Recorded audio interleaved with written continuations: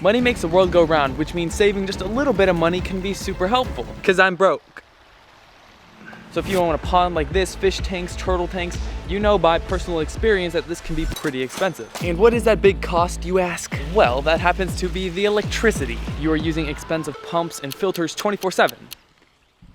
So, this is actually a $17 solar powered pump. The panel that's in here is connected to a pump, and that panel gets exposure from the sun, and the sun basically powers the panel, which powers the pump. It's a simple way of putting it. So you don't have to just take my word for it. I actually DM'd a lot of fish and animal YouTubers, and I asked them, is solar powered pumps and filters a good way to save money? I asked Wild World the Barley, Christopher Scott, Dan the Turtle Man, Carson's Aquatics, Paul Cafaro. Some people haven't used solar powered pumps, but they say that it should work pretty well, and the YouTubers out there who have used it said it should work, but sometimes they're kind of weak. When there's no sun, you got to make sure that you have an extra battery supply backup so that when it turns off, it's still gonna run. But take precautions with it. Make sure that it works, it's good. And by no means am I or they affiliated with this specific panel. This just happens to be the one I'm testing today. Now, before we get into this pump, we are actually going to be making a cheap DIY pond. Then we're going to be unboxing the pump. As you can see, it's a pretty overcast day, but there is still a little bit of sunlight, so we'll be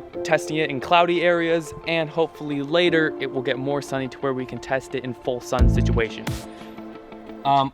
Yeah, no thanks. If you guys don't know, I have this shed with a black widow, new pet. What? But this is actually where I keep a lot of the stuff. There's my old pool pond, there's other setups, filters. But with this bin is about a 3-foot cement mixing bin you can get at Home Depot. They run about 30 bucks. It is about the length of a 40-gallon breeder tank. It's just not as high. But for turtles, this does have a bit of height to it, but turtles mainly need area, and fish need at least area to swim. So if it's a little more shallow, that's okay. At least until your fish or turtles get bigger, and they will need something deeper. We're gonna set you up on the tripod, and you're gonna get a little time lapse of us putting this in the ground. So the next thing this needs is actually a substrate, and a bunch of people argue and get all riled up and mad about whether you should use sand to put on the bottom, big rocks, small pebbles. With sand, if your turtle does digest it, it's small enough to where normally it can pass through its system. Small pebbles, they could choke and die. Not good. And big rocks just sometimes don't look as good, but they obviously aren't gonna eat big stones.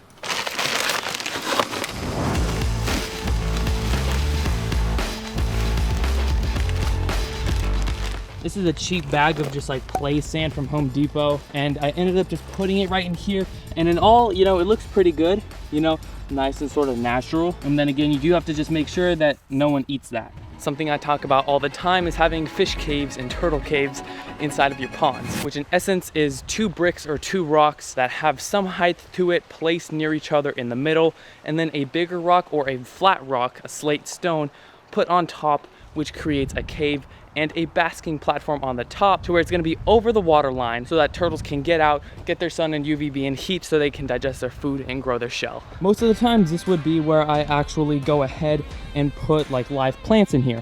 I currently don't have any live plants, but you could go to a local creek and find a bunch of them and put it in here, stuff like this.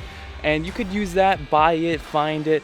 If you want to find it in your creek, get it, put it in a little bin with some salt, some pond salt, which should get rid of any sort of diseases. Leave that in there for a few days or a week, and it should get rid of any diseases that you have that came with that plant. Even though it's California, it looks like it's gonna probably rain soon, so I'm gonna continue this tomorrow. It is now the next day. Guys, I'm gonna be honest with you. The reason why I just didn't want to finish the video yesterday was actually because one of my goldfish that's in the pond over there wasn't doing too well. I added some salt to the pond just to help his gill function. I'm gonna do a big water change today, and I think it's him over there, but I couldn't keep recording in my mind going like, I need to save this fish. And so far he's okay. He hasn't ended up in the skimmer ever since last night. I fixed it, but let's get back to this pond build. So far we do have the sand. We have a basking platform for turtles or fish. So we're actually going to grab the hose, turn it on. Okay, run. When filling up ponds, you just gotta make sure that when you're filling it up, doing it in a gentle way makes it not as muddy. So as you can see, it was gonna be muddy, but now it probably isn't gonna be. All right, so we just wanna leave a little bit of water on top, just barely just like that. There's hardly any. I put a flat stone on top because this could be used for turtles, but you could just make this sort of cave in the corner of your whole setup and just fill it all the way at the top, because I have to leave some room so that turtles can still get on here and get sun. But I want to create a little area so that they could, say you have a fence around here if you have turtles, I'm gonna create a little area since these edges are sloped. I wanna create an area to where your turtle could almost get out and go onto actual land, because that's still important even though you have a basking area. And place some sand right there. So as you can see, if a turtle came along here, they can go up this rock, and onto land. All right, here it is. It comes in just this little box right here. Again, this will be linked down in the description if you yourself just do, want to check it out. Boom. So we get a baggie with, it looks like some sort of fountain parts. All right. Oh, I hear it going. I can't, okay. The panel is right here, being exposed to the sun, so this pump was running dry for like a second. It's a small box, only like an 1.5 inches, really. We got some screws, honestly don't know what this is, and stakes so that you can put it into the ground. So you're gonna stick it in the ground like that, and you'll be able to move your solar panel how you want to. So your pump is connected with this little cable right here. So I'm gonna unscrew it. Okay, I unscrewed it. Now I just have a panel like this and the pump. I'm gonna check out some of these connections. I think they are fountain head connection. I attached this little fountain head to a connector, and that connector hooked onto the pump. You also are able to get other spray nozzles, but I think this one should work for now. And so who knows, hopefully it's powerful enough to actually get water up. One thing with solar panels is that you could actually attach a battery pack to this, so that say you know that you're in the summer, you have heat all day, you would be able to use that and either turn it on or it automatically goes on. So it basically supplies power through the night, because you really do want your pumps and filters running 24/7. Apparently it slides right on, there's a little slider. All right, it slides and attaches onto your pole, and I am able to freely move it. All right, so currently you see it here. The sun is facing that way, so I'm gonna have the solar panel currently facing that way. Hopefully you can see it. I think I'm gonna place it right on this side. I think it has about a 6-foot cable, which is pretty good. So I'm gonna place this right over here. And it might be good not to have this right on the bottom, because then it's not going to be sucking up any sort of like sand. Okay, perfect. I had to move some stuff around, but that's about there. It's right about to pop out. So guys, we're actually gonna test it literally right now. This is it. I don't know how well you can see this solar panel, but it's in there. 3, 2, 1. All right, it's working straight off of sun. This is only sun. Now again, this is a 3-foot long bin. It's hard to show you completely, but it is not super sunny. There are some clouds.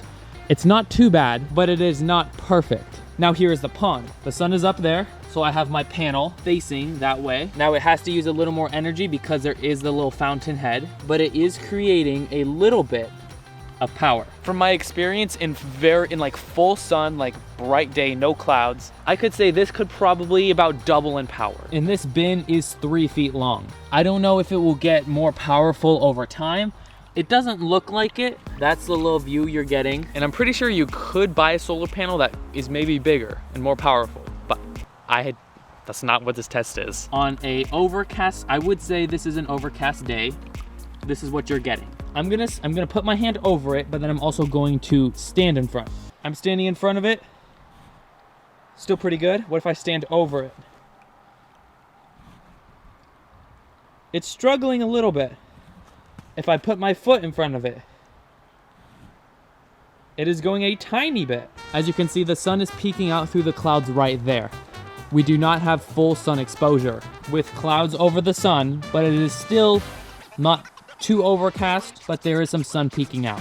So let me know your thoughts about this pond. How do you think it went? Do you think I should use this? Would you use this? It obviously doesn't have a battery backup system, so you're either gonna have to be moving your solar power panel throughout the day, or you have it stick straight up and catch the sun rays wherever the sun happens to be.